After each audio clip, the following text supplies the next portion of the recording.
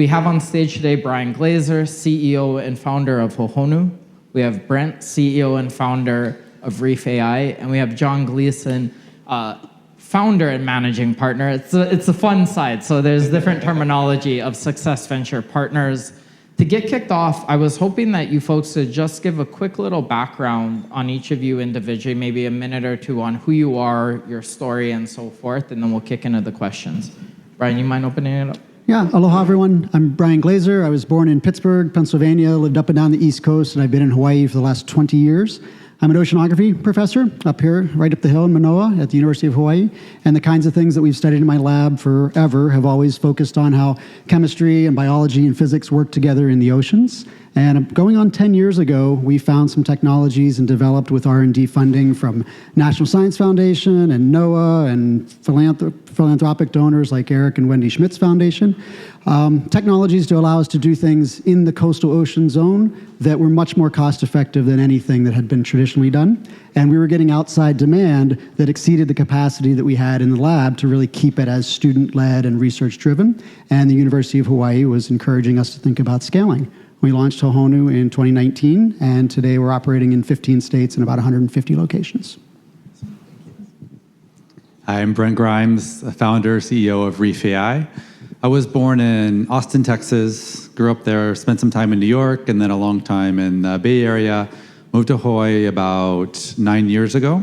My wife had family here, and we had talked about it for a long time, and never had the guts to take the leap. Had a tech career in the Bay Area, and it was a hard trade-off to think about. So had kids, one going into high school, one going into middle school. So it was one of those now or never moments where we had a chance to go for it, and we just decided to go for it and never looked back. So it was hard at first. Like, there was some sacrifice. I didn't tell my job I moved. I just showed up. I took the red eye Sunday night and showed up Monday morning and flew back Thursday or Friday for 6 months before I broke the news to them, because I wanted to. We had a very in-office culture, and I wanted to prove it wouldn't be an issue, right?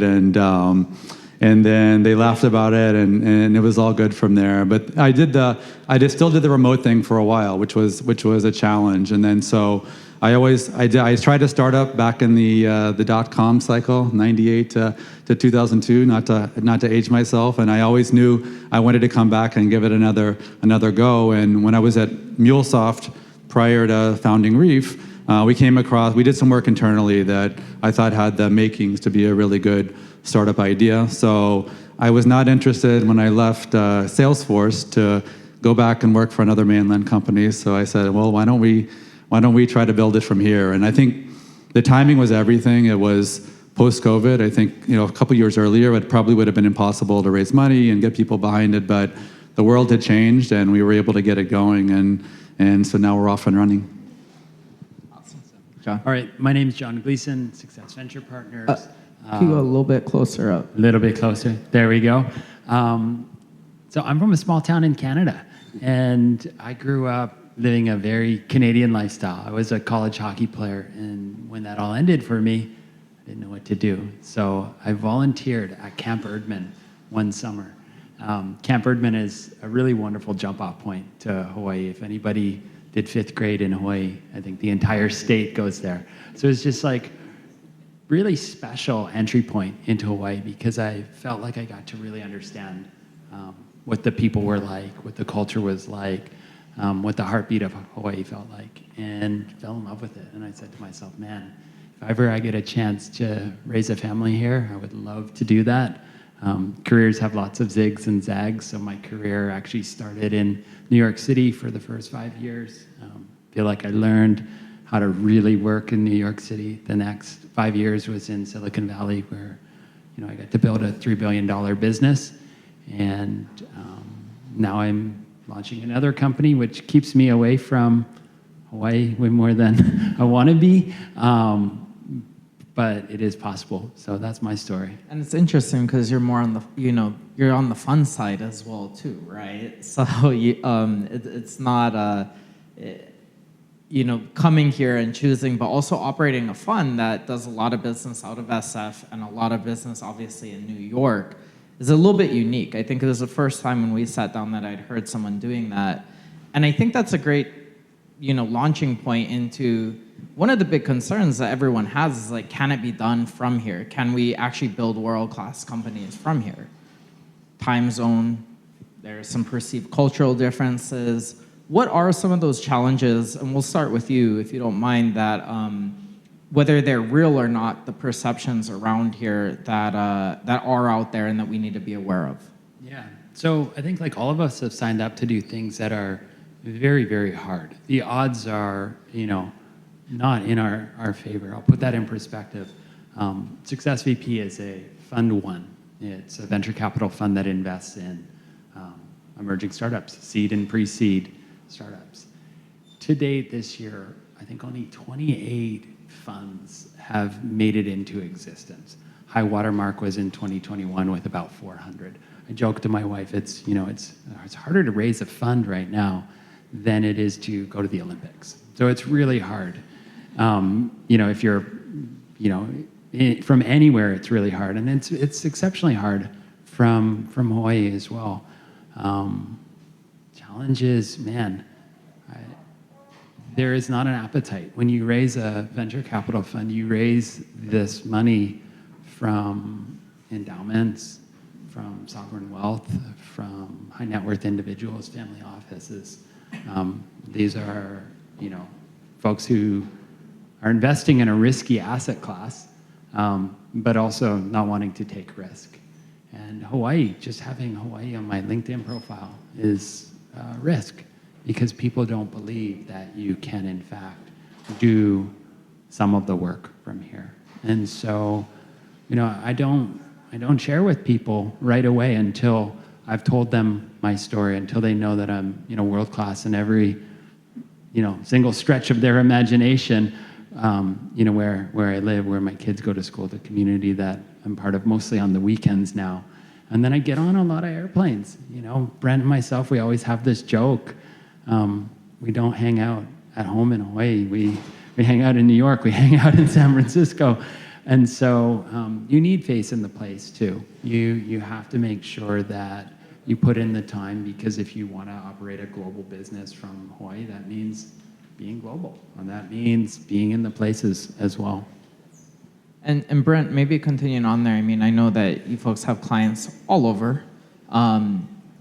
That time difference, again, I think the perception as well, right? What's on the LinkedIn? Are you seeing some of the same things, or is there something maybe unique to Reef AI? Because you and Corey really built this with the intention of, we're going to build a company that has a large presence here. Yeah, I think the experience is a little different than John's experience, because I think post-COVID, I think the world got comfortable quickly with companies being started in lots of different places. And Hawaii was just another place where startups were starting to be formed. I think the concentration of money is gravitating back towards the big centers, New York and the Bay Area. But I still think that startups are being started in a lot of different places. So I did worry going in, talking to investors early on, was that going to be an inhibitor or a big question? And what I found is, in that, especially early on, when you're doing a pre-seed or a seed round, they don't have a lot of evidence to bet on, right? They're really betting on you as the founder.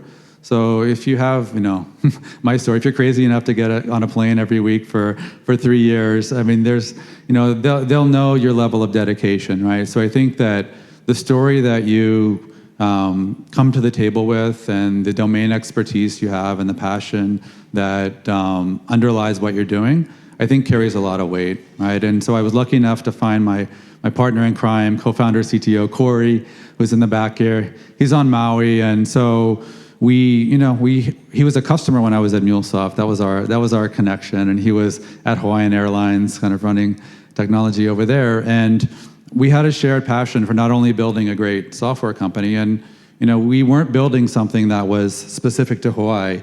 It wasn't climate tech, it wasn't ag tech, it was kind of boring business software. So we kind of had this mission that if we can set out to prove that you can build and scale business software in Hawaii, like, you can do anything here, right? And so that's been a big part of the mission. I think we knew from the beginning we'd never be able to build 100% of the company here. Like, there's just most of our customers, it's going to be a long time before we have a customer in Hawaii, probably. Most of our customers will be elsewhere. And we're going to need to have presence and get in front of them, right? But we believe that we can keep, right now we have 16 employees. I think 7 are here in Hawaii. If we can keep that ratio as we double and triple, like that's creating real jobs, and not just jobs, but high-paying tech jobs here in Hawaii, right? And so our goal is to prove that it can be done, right? Because I think it's going to take a few examples for people to have the courage to make the leap and either start a company or even join a startup. I think one thing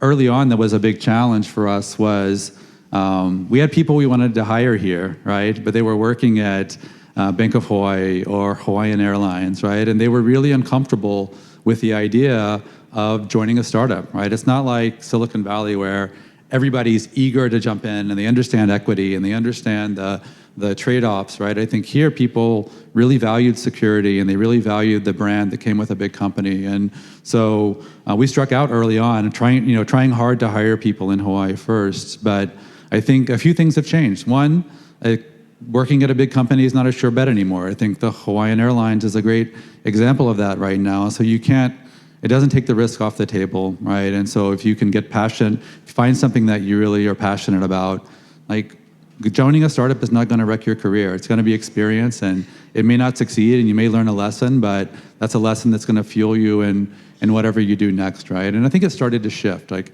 part of it is Reef getting bigger and the brand getting out there, right? So I think people are more comfortable, but I also think the mindset is changing a little bit. Now, Brian, from your end, and thank you for being here. I know this is a little last minute. Thank you as well to Shinoa. And if, because I didn't, and I forgot to say that this panel is put on by Blue Startups, sorry about that. I caught myself midway. Thank you for being in the first row.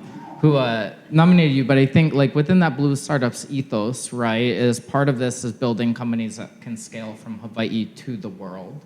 And Hohonu is such a natural fit for you folks to build from here. So it's a little bit different, right, than the fund side or the AI and SaaS side. So maybe could you talk from that other perspective? Like it's almost like destiny to build from here, but now you're literally global. Same challenges, different challenges? Yeah, similar and different. And I was a professor, I have tenure, right? I was never going to start a company, and so didn't really set out to do this. But we saw an outside demand for something that we started in the laboratory that had legs to it, and the university was very encouraging to help us think about commercialization pathways. And historically speaking, the University of Hawaii maybe doesn't have the reputation of a Stanford or an MIT or even Berkeley for starting and catalyzing startups. But within the University of Hawaii system, the School of Ocean, Earth Sciences and Technology is top class, right? We've got 200 PhDs around the quad who are experts in oceans and climate, and not so much bridging that into scalable climate tech businesses. And so that's where really the networking that was here and allowing us to get out onto the continent and expand those networks, Shinoa's and others, and Elemental Accelerator, helped us think about what that pathway looked like. The easiest thing in the world would have been to graduate a student, publish a paper, move on to the next project. And instead, we really saw the demand to the point where some of Hohonu's first customers were in South Carolina, in the reddest of red counties. And this is in a climate threat space. And so the kinds of solutions that we're offering are absolutely depoliticizing the effects that are accelerating from climate change in the reddest of reddest and the bluest of blue counties. And to have that come from Hawaii is a natural thing, with literally in the middle of the ocean in the Pacific, and also centered between different cultures all around the world who are seeing the frontline effects from these accelerating threats from climate change. Awesome. Now, just building a little bit upon that, if I want to just sort of really quickly rapid fire on both of you. So if you had to pinpoint one, like the biggest challenge that you each individually face with this perception on as we kind of move in a scale, what would that be? Let's go back down. Yeah, for us, we're full stack. We're from hardware that we put out in the environment in the coastal zone all the way to a web data interface and data products. And so people, finding the right fit. We're a team of about 12, mix of half-time and full-time. About half of them are here on Oahu. So that distributed nature is a huge challenge. Okay. Brent? Yeah, I think staying true to our commitment to build here in Hawaii, Because there's temptation. When you're in a hurry to make a hire Yeah. and you have a great candidate that's not here, it's really hard to resist the temptation, right? So it's taken a lot of discipline and proactive work, largely by Corey to build pipeline to make sure that when we have the roles, we can hire them locally. I just thank you to you and Corey for doing so. I mean, and again, this goes back to Chanel, this goes back to people, is that I grew up construction worker, right? And busboy and working in the restaurants, and I didn't know about any of this stuff. And what you folks are doing does have impact. So I appreciate the commitment there. John, how about yourself? What's that one thing? Is it people think that you're on vacation all the time? Yeah, 100%. Yeah, it was funny. I went for a walk in New York on Tuesday last week, and it was with a well-known fund-to-fund LP, and he said oh wow, you're in all the places that matter, which meant I was in New York, I was in San Francisco last week. That can be tiring at times. It can be a real grind, so that's not easy. But then you come home and you spend time in your local communities, and you watch your kids thriving at the school that they're at, and your family is happy, and so that drives you to work, really hard. So yeah, it's hard though. It's definitely it's not for the faint of heart. Getting on an airplane every other week. So we have two more kind of sets of questions. We are going to leave more time than normal for Q&A because I caught myself, we didn't have enough on the last two panels. I want to make sure that we have that. For these next two questions, I just want to get by a show of hands, how many people are either founders or executives of Hawaii-based companies or companies with a fairly large presence here? I have a good amount in the room. Okay, perfect. Now, let's just start with the getting down to the tactical things that you've learned. We've talked about some of the challenges: travel, time zone. Can you just dive in on the, let's just say, on the travel side of things, right? How do you actually manage that? I know this is very not obviously you go and book tickets online, but I know we were talking about your direct flights, right? Grouping travel. This very batch processing approach. What are the tactical things, if you were building, look a year ago, that you have learned, what would those things be? So, in the business that I'm in, so venture capital, there's really the main thing is sourcing. You want to make sure that you're seeing every great company in the areas that you cover. So, obviously, I'm in Hawaii, so I see Hawaii companies, but also San Francisco, New York, Seattle, these major ecosystems. So you've got to be in the place. You've got to have a deep network. You also don't want to be away too much. So when you show up and you spend that money to show up in those places, you want to make a bang. So Brent and myself, we've partnered together. We've done a lot of dinners together. And so I can land, I'll go to New York City for 24 hours, 48 hours. Brent does that all the time too. And you set it out, it's on your calendar 2 or 3 weeks out. You set up a dinner, so you're gonna have 15, 20 people there. So now you've had a touch point, an in-person touch point with all of the people that you know in New York. Then you set up all your other meetings. So you get off the plane and you run. You make sure that you step back, that time in Silicon Valley or that time in New York, you're walking away having shaken the hand of 50 people. That gives you an opportunity to step back to Hawaii for a minute, catch up on your email, catch up on your Zoom, and then rinse and repeat. So I kind of have 2 modes. I have home mode, where I'm doing a lot of my planning, the finance side of things, and then I have I call it entering the Coliseum, where I get on the airplane, I fall asleep, I've got a whole routine, we can talk about that.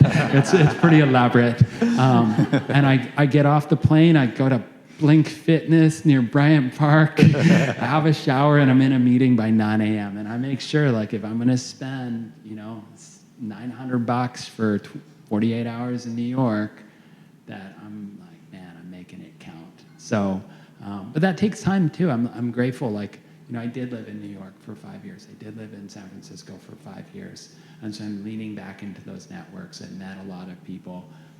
It'd be really hard if you were coming at it from a cold start as well. And I think that's where, if you're building from here, and you have friends who need to be in those places, whether it's to raise capital, whether it's to find their first customer, whether it's to find talent to work for their companies, we got to help them out. We got to make sure that we extend our collective network. David's doing his trip to New York. We hooked him up. We got him three meetings with really big people that he needs to know. And so you got to make sure, you pay those things forward as well. Brent's been super kind to me in that way. Yeah, Brent, could you talk about that just on because I would imagine you're flying out to both meet with investors on the mainland, but more so to meet with customers, right? And you have customers all over the place. Yeah, my strategy is just to follow John around. I figure out where he's going, and I just make sure I end up in the same place, and good things typically happen. We host some good parties together. So, early on, I was sad to learn this, but I realized that there's a strong correlation between the people I had met in person and the people that signed contracts and became customers, right? And I was hoping it wouldn't be true and we could do everything over Zoom and phones, but reality set in, and I realized, okay, if we're going to really do this right, it's going to require getting in front of people consistently, right? And to John's point, the best go-to-market vehicle for us has been events, right? So really, smaller events like the personalized events like these executive dinners that we do, but also conferences, right? So finding the right conferences to invest in, either just to show up and hustle. Like I've got one tomorrow, I'm on a red eye tonight, we got Dreamforce, Wednesday, Thursday this week, right? But in other ones where we actually want to have a presence, we're going to have a booth, and it's really, we're going to use this as a chance to try to build pipeline and grow more customers, right? So really just looking at that event schedule, 6, 9 months, even a year in advance, and saying, okay, what are the key events we want to invest in? How do we want to budget throughout the year? And then let's make sure that we are smart about the places that we go and the travel, right? For me, that ends up being okay, conference season is usually springtime and now the fall, right? So April, May, September, October are the busiest conference months, right? So I may be gone for most of that time, back for a few days, right? But then there's other times when it's more quiet, when you get concentrated. So I think if you're thoughtful about it and you do that planning, then it's definitely sustainable. I think on the investor side, we've gotten a lot of support here in Hawaii. I mean, one of the things I'm most proud about from our seed round is over half the money came from investors with ties here in Hawaii. So we've got Blue Startups and John, and we've got builders, and he's not here, I know, but Donovan and his fund, right? So we just got a ton of support and people that not only believed in what we was doing, but really believed in the idea of a company committed to building here, right? And I think that made a difference. And so we know we were going to have to work with not just exclusively Hawaii-based investors, but it's worked. It's been a benefit for us. It's really helped us at times where there were people that were behind us that were willing to make that bet, whether the outcome was clear or not. So we appreciate that. Brian, Donovan's on your board as well. You obviously started off here on the actual tactical stuff on these trips where you're going to South Carolina and so forth. And you're also holding the role as a full-time professor, right? Balancing the time differences and everything. What has been maybe the biggest challenge, and then how are you overcoming that? Yeah, it's great. There's pros and cons for sure for both worlds. And the pro is that some of the conferences that are still relevant to Honolulu I've been going to for almost 30 years, right? And so the challenge there was transferring the credibility that we had as research academics to operationalizing a product that people were willing to pay for and engaging in that professional network without having them vouch for a company that's unheard of is really the challenge in those professional boundaries.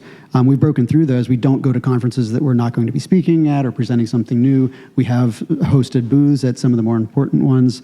As for, jet lag and all that, you just kind of power through it. It's a right titration of coffee and alcohol to kind of get through the day. But, speaking to the point that was made earlier there too, I was in Boston for 4 days last week and had about, 30 meetings in 4 days. And so you really kind of pack it in. And if I'm going to get off of, out of Hawaii and kind of go somewhere regionally, we think about all of the regional partners who will then go and speak on our behalf, but touching base and making sure those relationships are as solid as you hope they are from afar or through a Zoom, right? Really touching in is super important. And so for us, it's been important to have those national scale partners, whether it's a federal government program or a national nonprofit with regional operators, to go and have those local community connections for you so that when you do arrive, they're primed and ready for you. No, that's phenomenal advice. And on the kind of that touch of community and the various partners, ecosystem is a common theme that I think we've talked about a lot. We have we had a great evening last night with a lot of people from both the state and city level. For our ecosystem here, for companies that are building and looking to build from here, what are some of the things that are working best, and maybe what are some of the areas that we need to get better at? I think you've alluded to some of them, but maybe we can touch on them.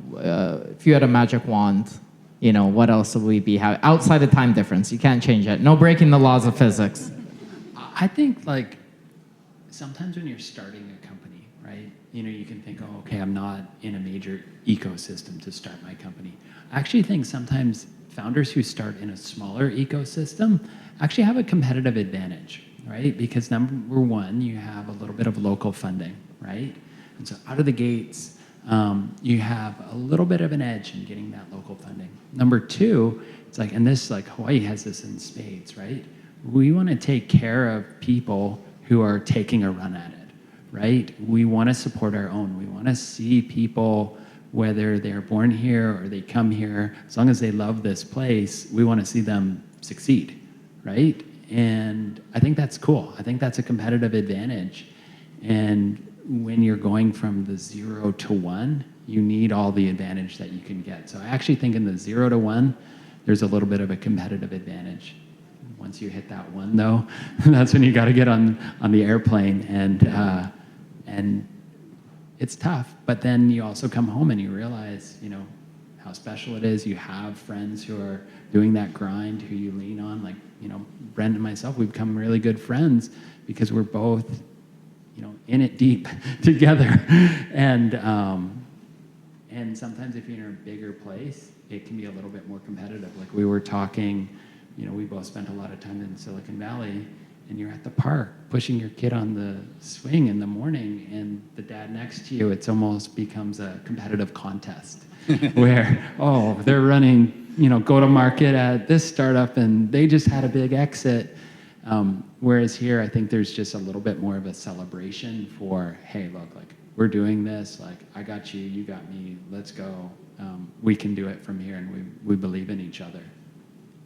Yeah, I would agree with that, and I think it really evolves over time, right? I think in the starting the company, there wasn't actually a lot of travel, right? We were able to.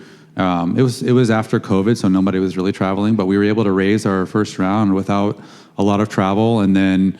We were building, we were in building mode, building the product and kind of building out the initial version of what we did, and that didn't require travel either. It was only once we started to really be ready to get out and sell and get in front of customers that really started to kick in.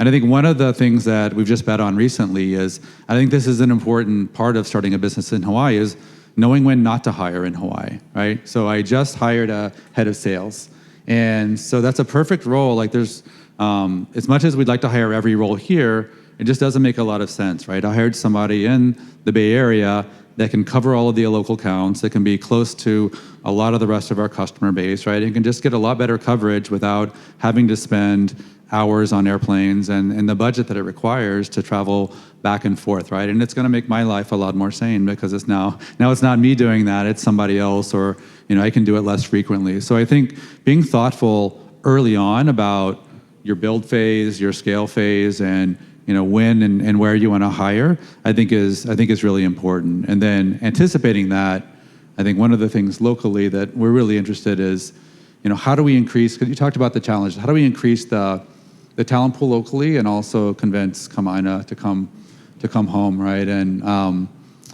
I think it's hard because they may be intrigued with one startup, but that's it's not your startup they're worried about. It's the next one. It's hey.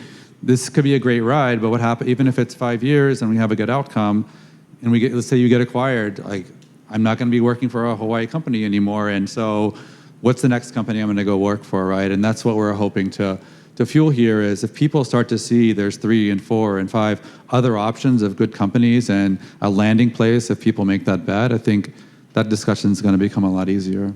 And really quickly, I want to thank you for saying that on the head of sales. I think people are afraid to say some of this stuff sometimes, but listen, the only thing that matters, like in a certain sense, outside of maintaining a great culture and keeping our aloha, is winning. And so if we have to make some hires from abroad to have our companies have success, that's just common sense. And that's something that we have to, I think, internalize, really, is that we need to become the best. And that doesn't always mean 100%, locally organic than source. Sometimes you need a little, whatever, mixed coffee beans in there. Brian, on that question of ecosystem, you've been so plugged in, right? We talked about the UH system. We talked about Donovan. All the kind of names are there. And so you've done great there. Are there other things that would be helpful now or would have been helpful that we need to be thinking of and looking to solve to both to make your current growth even better, but also for other companies that are coming up? Yeah, for sure. There's lots of disincentives, right, to launching a startup out of a university, for sure. We've navigated most of those, and it's been a trudge, right, to do that correctly, I think, and we have. But as you mentioned, right, the Donovans, the Shenoas, the Dons, right, the others, we need more of those here. Our Hohonu's COO, Kevin Mukai, right, every day we think, wow, what if we had 40 more Kevin Mukais to go around the university and knock on doors, right, and find ways to take and commercialize ideas that do end on the lab floor or something like that.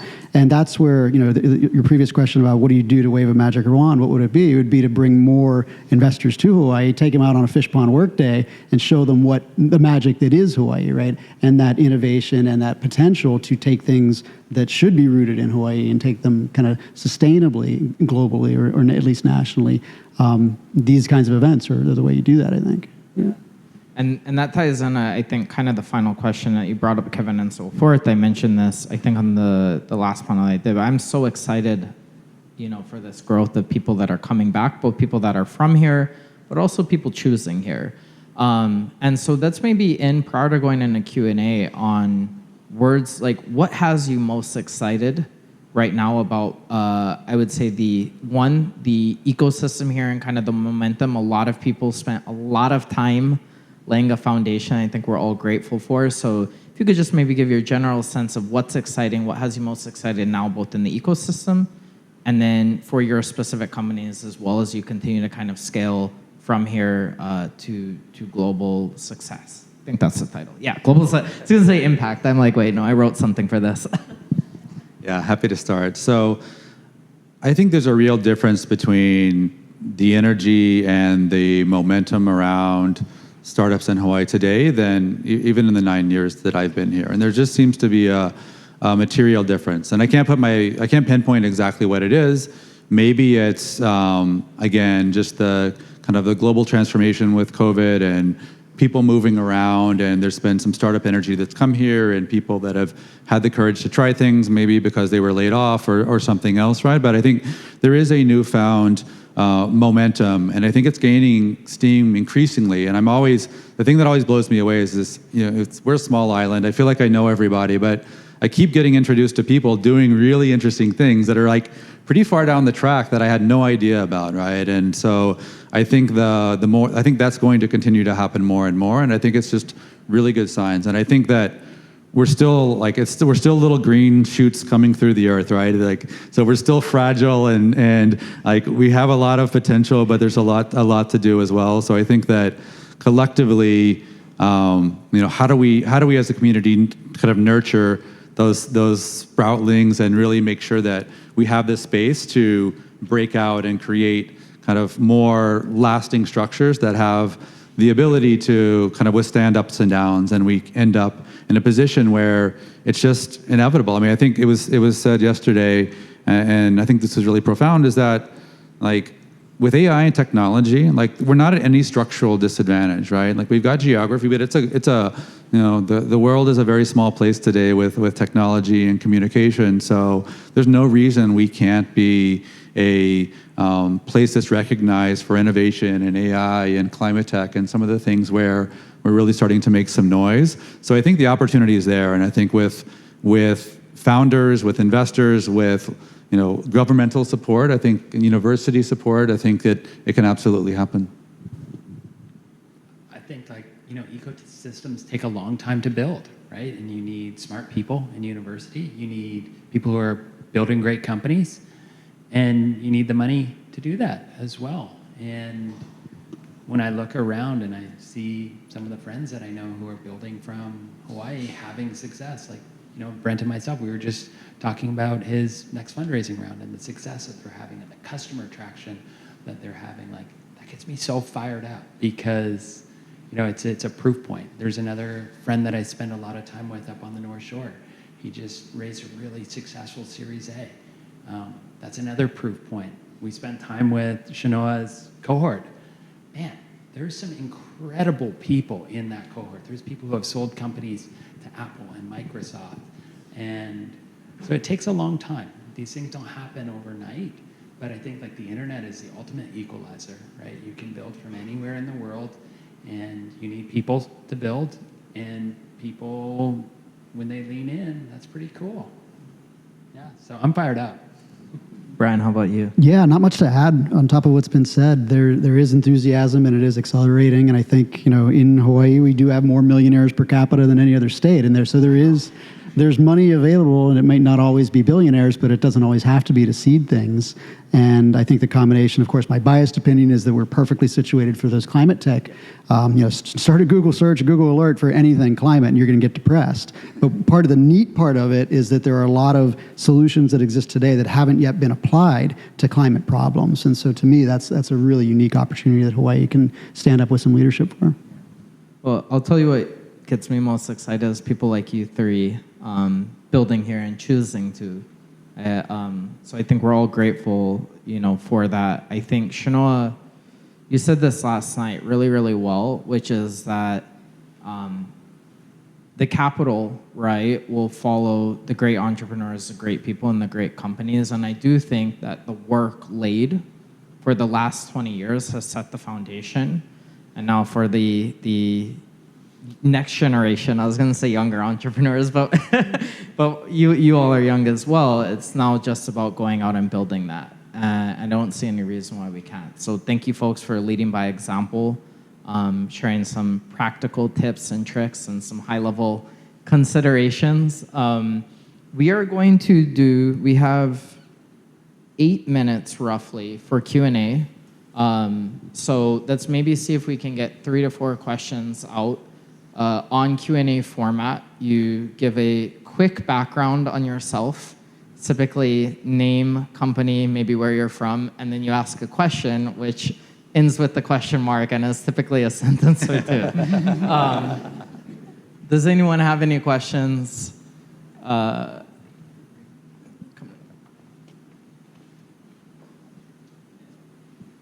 Hey, I'm Ed White, a machine learning engineer coming out of defense tech. So I've also been a startup scene hangabout for the last decade and a half or so. One of the things that we saw in the past is companies would get to Series A, Series B, and then centralizing forces would kind of say, take them from the islands, right? It's like, hey, you've succeeded, but you need to be, like you were saying, in places where things happen, San Francisco, New York, right? So we've seen success come out of Hawaii, but we haven't been able to keep it. And I bring that up now because I completely agree. The big companies are not a sure bet anymore. We're more used to the idea of things starting from other places, but at the same time, we're also seeing those centralizing forces attempting to take hold again. So for example, just a day or two ago, Amazon said hey, everybody has to come back on site five times a day or 5 times a week and stuff. So my question, the thing that I'm curious about is how do you think that this next generation of entrepreneurs resist that centralizing force? Kind of what's that story that we're going to say that is hey, we shouldn't have to leave, right, if we want to stay here? Thank you. Yeah, no, it's a great question. It's one that frankly keeps me up at night a little bit, right? It's something I do worry about, right? Because the path to get here there hasn't been friction about Hawaii, right? As we go, from our A round to our B round, I think we'll be fine as well, right? But I think there will be some point of scale where those questions come up and it gets harder and harder to resist. I think that part of it is just being very intentional about how we hire here, what roles we hire for, and prove that it's working, right? I think a big part of it is like, if you're performing at a high level and there's nothing, and there's nothing to question in terms of performance, then you're showing the model is working. So why would you disrupt something and try to replace it? I think a big part of it, though, like a dependency is, can you hire enough people fast enough here, right? When a startup catches fire, sometimes you've got 50 open roles at the same time, right, or more, and how do you fill those roles, right? So is there the ecosystem to support that, and how many of those roles can you actually hire locally? My assumption is that we will be able to always keep some percentage of our workforce here. And I'm hoping that it's, right now we're about 40%. Like, I'd love to, as we scale, keep it at least 30, 40% and just show, and we're gonna have to be thoughtful about the roles. Like, if we're we are an enterprise software, which requires a lot of events, it requires a lot of face-to-face selling, right? So a big part of our go-to-market engine is gonna have to be distributed globally, but we've been successful hiring data science roles here and data engineering roles here and engineer roles here, right? So it is possible. There's not a huge talent pool, but there is a talent pool, and so I think that part of the collective challenge is, how do we get enough people into that hiring pool to make sure that as companies succeed, they have good options here and don't get forced to hire in other places? And it's not just an us problem. That's an everywhere problem outside of maybe Silicon Valley. Like, I was talking to an investor in New York City on Tuesday, and his concern was he didn't think there was enough go-to-market talent in New York City to build this next wave of AI. And there was merit to that comment, right? There's not been as many multi-billion-dollar outcomes of startups in New York as there is in Silicon Valley. So that echelon of people who have seen the movie before, they don't exist at as dense a scale in New York as they do in Silicon Valley.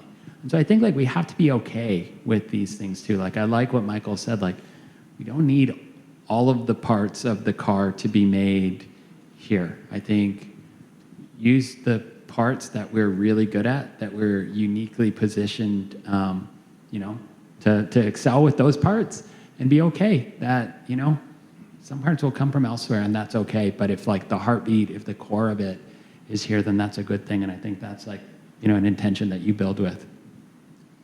Yeah, for us, and I think there's creative ways too. For us, we launched with the desire to democratize access to data, right, for communities that need it and never could afford it before. And that's neat to say. And it's a great backstory to say that we started down that pathway by working with fish pond restoration communities in Hawaii. But we went a step farther. We're a Delaware C corporation, but we're also public-private in that we put the University of Hawaii on the cap table, and we put one of our local Hawaiian nonprofit restoration groups on the cap table. So Hawaii is literally ingrained in the DNA of the company, no matter what happens going forward. I love that. Other questions? Hi, my name is Steve. I'm a software engineer. And I have a question, which is the challenge of being a founder for here in Honolulu, Hawaii, especially challenging something very specific that you guys are facing being here compared to being a founder on the mainland?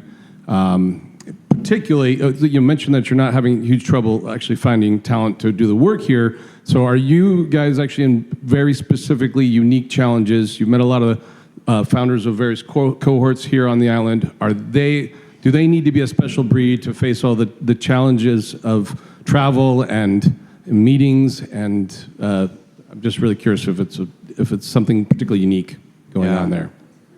Yeah, I think in my experience so far, Hawaii has given more than it's taken, right? And it's one of the things I try to be sensitive to here is this island. These islands give a lot, and it's easy to accrue debt quickly. So I want to keep a positive balance with Hawaii, and I think that it's you have to be comfortable with the travel and the commitment, right? But any successful startup founder is going to put everything they have into the startup, and there's just there's no other option, right? You have to be willing to make sacrifices and invest your time and energy and maybe health in some cases, unfortunately, to make it work and make it happen. But it's actually been a little bit special for us being based here in Hawaii. We're instantly recognizable. Like, we show up at our trade shows with our Aloha shirts, and we have the reef name, and so we're that cool company from Hawaii that, once we get past the joke that everybody on every meeting says, like, oh, we have to come there for our QBRs, or and they never do, but they always they always say they're going to. But it really, it's actually helped us on the branding and marketing side. Like, just being that cool company from Hawaii has been a positive. So I think that I don't think it's any different than starting a company anywhere else in terms of the level of commitment. And again, it's been positive for us. It's building companies, period. Like, if you go on this trip of building a company, man, it's hard. It's hard everywhere. You got to be a little bit bent to decide to do it. It's a very concentrated bet. It's going to be the next 10 years of your life. I like to find energy too in the place. When you have a hard day and you can, step out in the environment. We were talking about this the other day, and spend time in a community that maybe doesn't care as much about what you're doing. They just care about you for who you are and what how you're raising your family, things like that. I actually think, for me, that's been a competitive advantage versus going to the park and having to compare notes with that other competitive founder. It's nice that my friends are firemen and, they fish on the weekends, and they don't really care that I'm hanging out with these people in New York, right? It doesn't matter to them. So I think that's an advantage. Awesome. Final call on questions. This will be the final, and then we'll wrap the panel. Hi, everyone. My name is Fee. I work in sales for a cybersecurity company. My question is, for areas like Denver and Austin, which have fostered and matured startup and tech communities in the last 1 to 2 decades and have successfully emerged and matured as major hubs for tech, what are some unique things that they have done that we could borrow here in Hawaii to go on that same path? I'll take a crack. I think, it's a good question, because there have been some specific areas that have emerged as kind of those next tier, kind of up and coming startup areas. I mean, Austin, that was my hometown, so I've seen the transformation that it's happened within Austin. I think part of it is they have strong universities, right? I think that's a common thread among, if you look at any area, region, or city that starts to successfully create more and more startups and that investment community, there's typically a strong university in the mix, right? So I think the continued investment, and really with a specific focus on entrepreneurship and technical skills that really feed startups, I think has a compounding effect from when you get this public-private partnership and universities and startups and investors working together.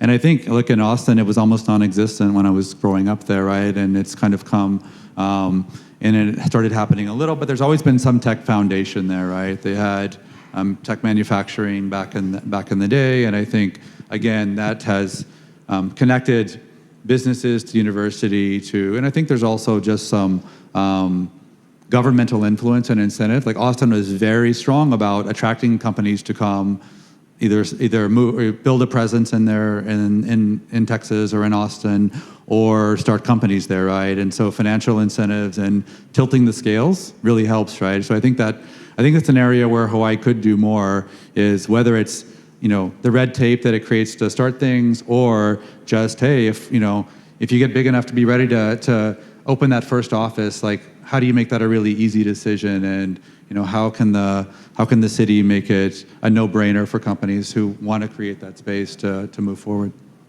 Incredible answers. And I think to end, part of the spirit and the heart behind why we're doing this week and why we're going to continue to do it is to pull in these other pieces of the ecosystem that are critical, right? Hoala, who I wish was on the stage with you all today, but is on the mainland right now.